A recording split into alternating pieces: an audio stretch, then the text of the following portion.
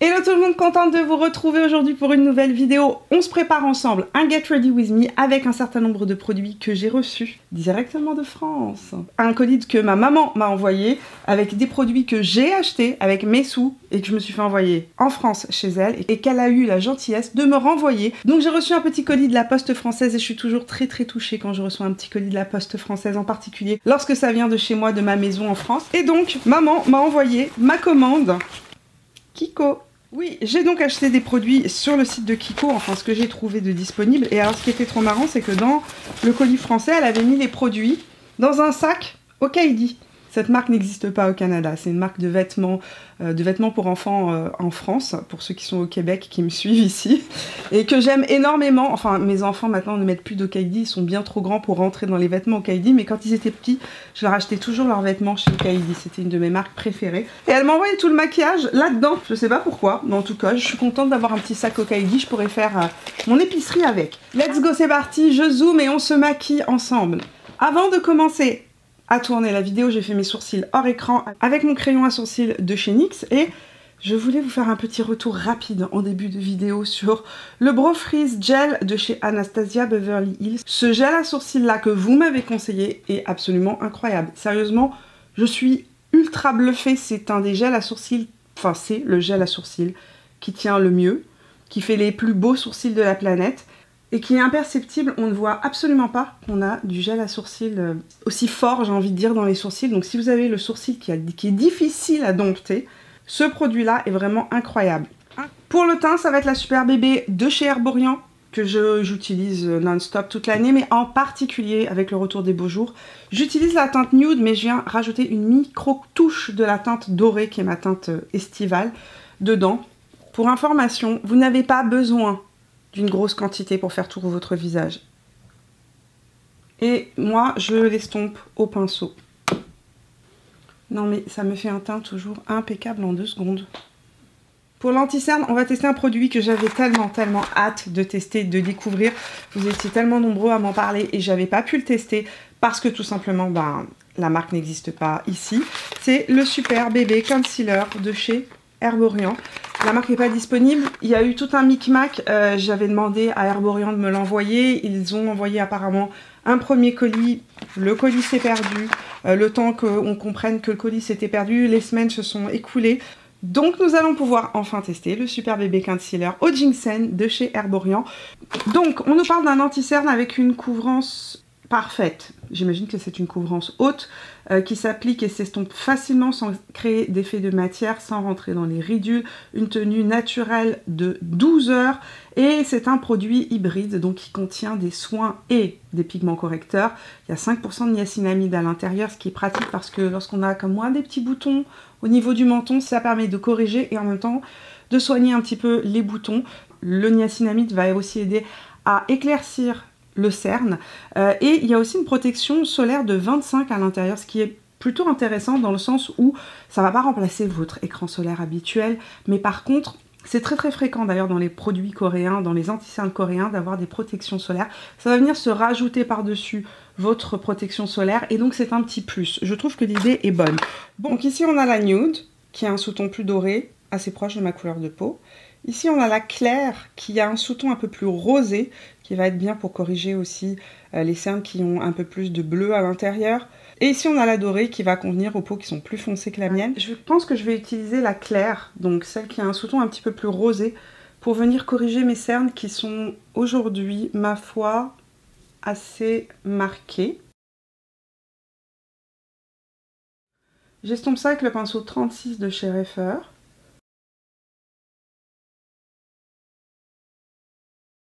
Ma foi, c'est super fin, mais vraiment super fin. Pour l'instant, le produit s'est estompé vraiment très facilement. Et au niveau de la correction, ici, vous voyez certainement l'ombre de mon cerne. Ici, le cerne est vraiment parfaitement corrigé et c'est vraiment très fin. C'est aussi ultra lissant et il y a un côté assez hydratant. De ce côté-là, je vais estomper avec mon éponge Reifer. Un petit peu moins de couvrance du côté où j'ai pris l'éponge. Je pense qu'on le voit ici clairement. De ce côté-là, c'est avec le pinceau. De ce côté-là, avec l'éponge. C'est-à-dire que l'éponge quand même absorber pas mal de produits. Cependant, le fini est vraiment, vraiment naturel et extrêmement fin. C'est assez stupéfiant. De ce côté-là, je vais venir intensifier un petit peu pour avoir la même couvrance des deux côtés. L'anti-cerne ne crease pas, il reste en place. Et alors, ce qui me surprend, c'est son côté super émollient, super hydratant. Je vais juste le poudrer légèrement au ras de cils parce que vraiment très émollient.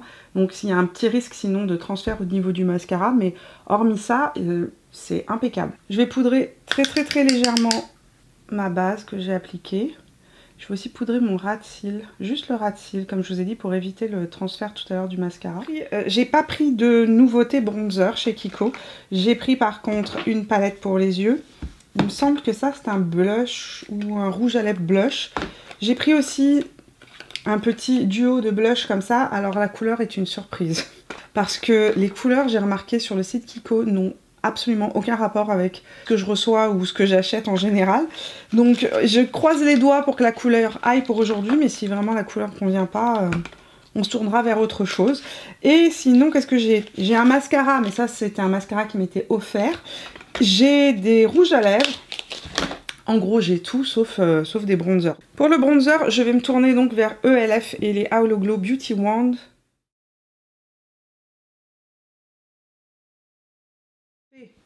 Parfait, ce petit produit de chez ELF. Et avec la Super Bébé de chez Herborian, ça me fait toujours une peau incroyable. C'est un de mes duos. C'est un de mes duos peau parfaite préférés. Chez Kiko, je me suis penchée sur la collection Printemps. Alors, ici j'ai un petit produit multi-usage que j'ai pris donc dans la collection Days in Bloom. C'est la collection de printemps. Mais d'abord, profitons de cet instant pour parler de ce magnifique packaging. Tellement joli les packaging. Regardez ce packaging avec les petites fleurs printanières. C'est tellement joli.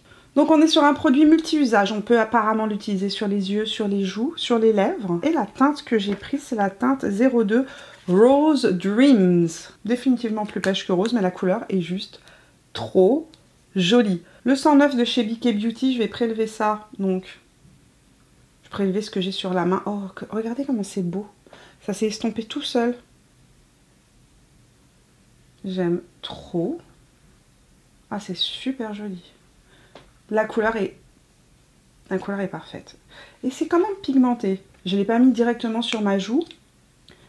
Souvent, les textures qui sont très liquides, je ne les applique pas directement sur mes joues. Je préfère les mettre sur ma main et les appliquer ensuite pour ne pas perturber le fond de teint en dessous. On est quand même sur une texture assez, pour l'instant, assez huileuse. On va voir comment ça sèche. Mais c'est très joli, c'est super frais. Ils disent que ça se met sur les lèvres. La couleur m'a l'air un peu pâle pour... Parce que moi j'ai des lèvres très pigmentées, mais...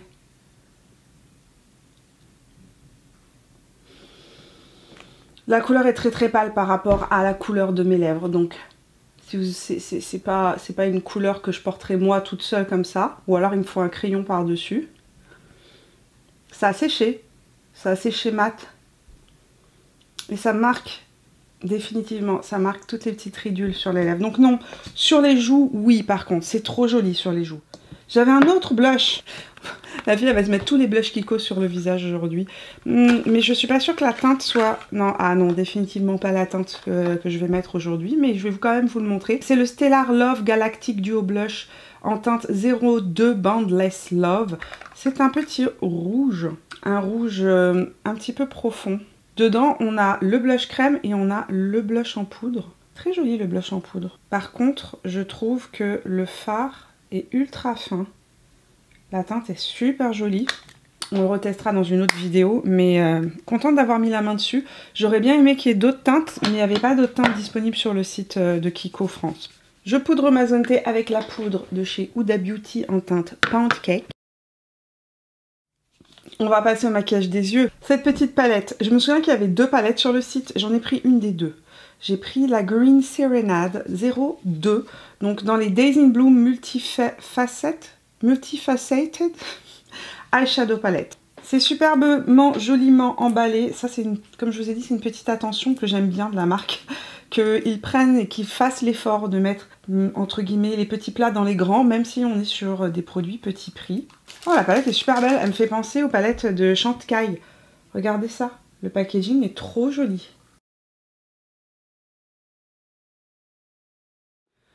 C'est très intéressant comme palette. Regardez les couleurs. Ici, ça c'est le fard qui est juste là, le fard blanc, qui a un sous-ton en fait multichrome doré et vert. Ici, je vous ai mis les métallisés de la palette qui sont vraiment très très jolis et qui se swatchent très bien. On va se maquiller et on va voir ce qui va se passer, tout simplement. Désolée si vous entendez du bruit chez moi, mais il y avait des gens qui venaient faire des petits travaux à la maison et ils sont venus avec 2 heures d'avance. Et moi, je dois tourner maintenant avec le bruit. Donc, écoutez, sincèrement désolée, mais on va essayer quand même. Donc, qu'est-ce que je vais faire? Pinceau 228 Luxe Crease de chez Zoeva et je vais prélever la teinte qui est juste ici. C'est surprenant, mais les mats sont très très froids. Je suis pas sûre d'aimer ce type de mélange, mais on va essayer quand même. Oui, c'est assez froid. Et en même temps, c'est un brun taupe, mais assez chic. J'estompe ça dans mon creux paupière. Le fard est pigmenté. Il s'estompe bien. Le fard est modulable. On peut accentuer la couleur, en fait. On peut l'intensifier. Je vais appliquer cette teinte-là avec un pinceau plat. C'est mon pinceau de chez Refer. Et en fait, à ma grande surprise, on est sur un mauve mat. Je regardais ça comme ça, on aurait dit du rose, mais en fait non, c'est un mauve très très pâle ou un lilas très très pâle. Et ça va donner une petite idée de maquillage. On va aller intensifier un petit peu l'angle externe, un petit peu l'angle interne. Et ça fait un très joli halo eye, j'aime beaucoup, sans se casser la tête. Pinceau crayon de chez Smashbox et je reprends la même teinte que j'ai appliquée en transition. Je vais appliquer ça en ras de cils inférieur. J'aime bien le côté mat. Je ne sais pas si j'ai envie d'aller mettre une teinte de quelque chose. Je pense pas que je... Les métallisés sont super jolis. Mais avec ça, on peut faire plein de trucs. Mais là, je pense que je vais rester sur quelque chose de très doux et très... j'ai envie de dire très soft. Je vais me permettre une petite touche de ce blanc ici qui est très... Regardez ça. Regardez la couleur. Très très original. J'aime vraiment beaucoup. Oh, voilà. Ça fait un petit maquillage assez doux, très printanier, très facile à faire en 2 secondes. Et ce que vous ne savez pas, c'est qu'aujourd'hui, j'ai un pantalon mauve. Donc, je suis dans les tons. Toujours chez Kiko, j'avais acheté cet été ce crayon vert de la collection Little Mermaid. Et c'est la teinte, je ne vois pas la teinte, 03. Teinte 03. Ouh, j'aime vraiment beaucoup la teinte, elle est juste ici. Ma main est pleine de swatch. Hein. Je vais appliquer ça dans ma muqueuse interne. Je vais déborder un tout petit peu ici en ras de cils inférieur. Avec le pinceau smudger, je vais venir smudger ce qui déborde, entre guillemets.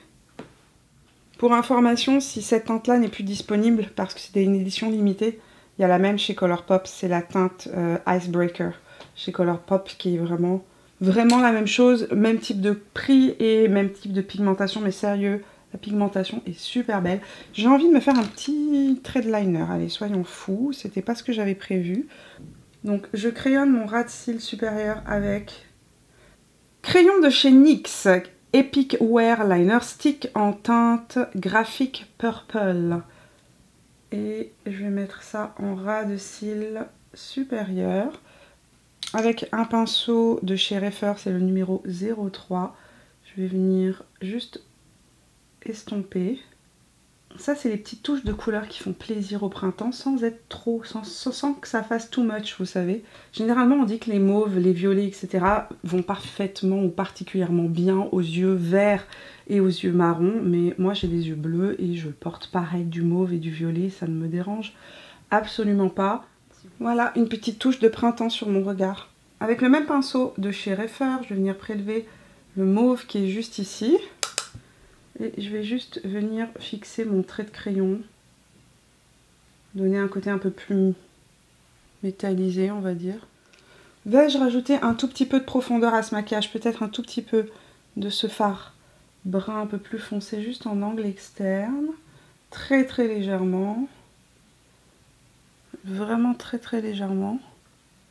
Dans mon colis, j'avais aussi un mascara. Alors celui-là, je ne l'ai pas acheté. C'est la marque qui l'avait rajouté. Vous savez, c'est les petits cadeaux à la fin quand on passe à la caisse. Il y avait un mascara, donc on va le tester. Je vais recourber mes cils et on teste le mascara. Je mets quand même une base avant d'appliquer le mascara. Je sais que je ne l'ai jamais testé, mais j'ai envie quand même d'avoir un certain volume. Donc ça va m'énerver sinon. Le mascara se présente avec un double embout. D'un côté, on a une version volume du mascara et de l'autre côté, on a une brosse allongeante. Nous allons tenter l'expérience. J'ai quelques craintes. Il a l'air assez sec. J'ai l'impression que dans leur cadeau, ils donnent des vieux mascaras. Je me trompe peut-être, hein. Mais il a l'air très sec.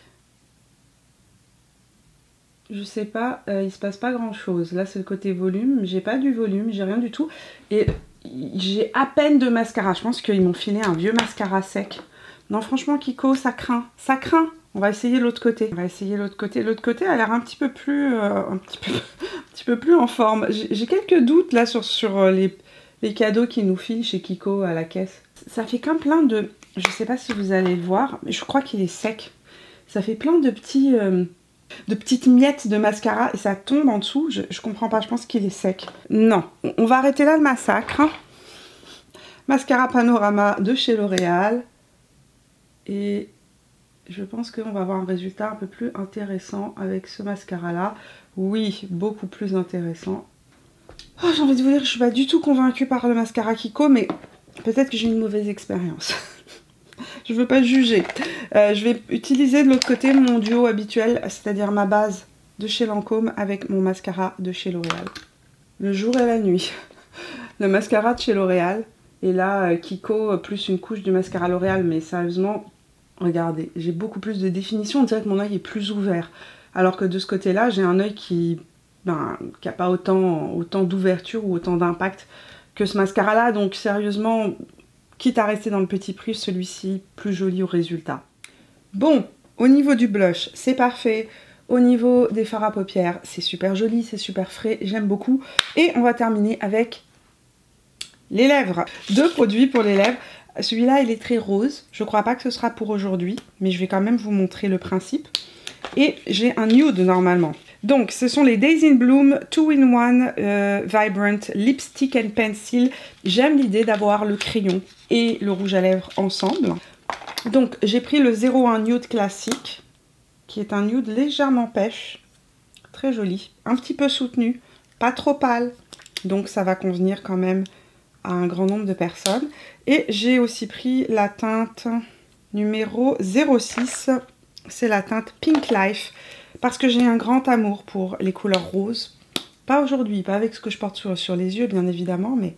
Oh, j'adore, j'adore, j'adore. Ça, c'est une type de couleur parfaite pour mettre de la vie dans nos journées. Ok, donc un côté crayon, de l'autre côté, on a un rouge à lèvres. Et maintenant, le rouge à lèvres. Qui est... très pêche, qui va pas du tout, mais pas du tout avec mon maquillage des yeux, mais qui est très joli, très confortable. C'est placé en 2 secondes. Très jolie couleur, mais pas du tout, pas en accord parce que sur mes yeux j'ai des couleurs très très froides. De visu comme ça fait un peu clown. Mais au moins vous avez vu le rouge à lèvres appliqué. C'est non, on va changer de couleur. Par contre, comme je vous ai dit, très joli, très confortable. Pas de panique. Mon rouge à lèvres préféré de chez Kiko, celui-ci. Bon, conclusion sur cette petite découverte de la collection de printemps Kiko. Plutôt contente des produits que j'ai achetés, j'aime énormément ce blush. Sérieusement, s'il y a un produit qui m'a vraiment beaucoup plu dans tout ce que j'ai testé, c'est le blush parce que je le trouve super fin, super joli. Une belle pigmentation, me fait beaucoup penser aux textures des blushs coréens. Et on a une couleur qui est super universelle et facile à porter. Autre chose que j'aime beaucoup, la petite palette. Belle surprise. D'abord parce que c'est une palette qui a une jolie pigmentation, très surprenante à utiliser. Je ne m'attendais pas à ce que cette teinte-là soit en fait un mauve, parce que quand on le voit en fait dans le packaging, on est vraiment sur un rose beige très pâle. Mais quand je vais swatcher le produit, en fait, on a clairement un sous-ton mauve à l'intérieur.